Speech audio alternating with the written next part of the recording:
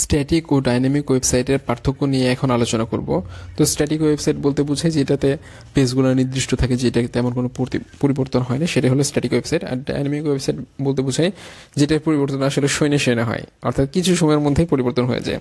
অর্থাৎ আমরা বলতে পারি স্ট্যাটিক ওয়েবসাইটে পেজ নির্দিষ্ট থাকে, ডাইনামিক ওয়েবসাইটে পেজ নির্দিষ্ট থাকে না, ডাইনামিকভাবে পেজ তৈরি হয়। স্ট্যাটিক ওয়েবসাইটে থিম, ওয়েব পেজ কন্টেন্ট নির্দিষ্ট, কিন্তু ডাইনামিক ওয়েবসাইটে থিম, কন্টেন্ট এগুলো কোনো সময় নির্দিষ্ট না, কিছু সময় পরপর সেগুলো পরিবর্তন হয়ে যায়। স্ট্যাটিক ওয়েবসাইট কীভাবে তৈরি হয়? কয়েকটি মার্কআপ কন্টেন্ট যেমন HTML CSS এর সাহায্যে যেহেতু তৈরি হয়, কয়েকটি মার্কআপ কন্টেন্ট থাকে, সাধারণত দ্রুত লোড হতে পারে স্ট্যাটিক ওয়েবসাইটটা।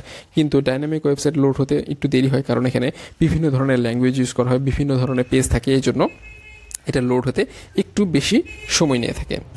কখনো ডাটাবেজের স্ট্যাটিক ওয়েবসাইটে কানেক্টিভিটি দরকার হয় না, কিন্তু ডাইনামিক ওয়েবসাইটে অবশ্যই কানেক্টিভিটি দরকার হতে হবে, নাহলে একজন মানুষ আরেকজন মানুষের সাথে কীভাবে কমিউনিকেশন করবে।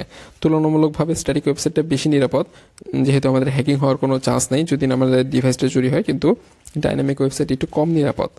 কোনো সংগঠন বা প্রতিষ্ঠানের জন্য আমাদের স্ট্যাটিক ওয়েবসাইটটা ব্যবহৃত হয়। আর আমাদের ডাইনামিক ওয়েবসাইট কোথায় ব্যবহৃত হয়? বিভিন্ন ই-কমার্স সাইটে, অনলাইনে এক্সামে আমাদের ডাইনামিক ওয়েবসাইটটা ব্যবহৃত হয়ে থাকে। এক্ষেত্রে আমাদের সরাসরি HTML CSS ল্যাঙ্গুয়েজ দিয়ে করা সম্ভব, সেটা আমাদের সিলেবাসে যেটা আছে। আর আমাদের ডাইনামিক ওয়েবসাইট তৈরি করতে PHP, জাভাস্ক্রিপ্টের প্রয়োজন হয়।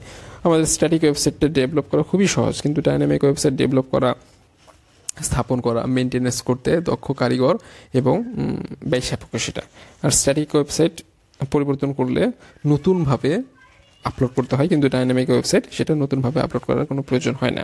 তো এটাই হলো আমাদের স্ট্যাটিক ও ডাইনামিক ওয়েবসাইটের পার্থক্য।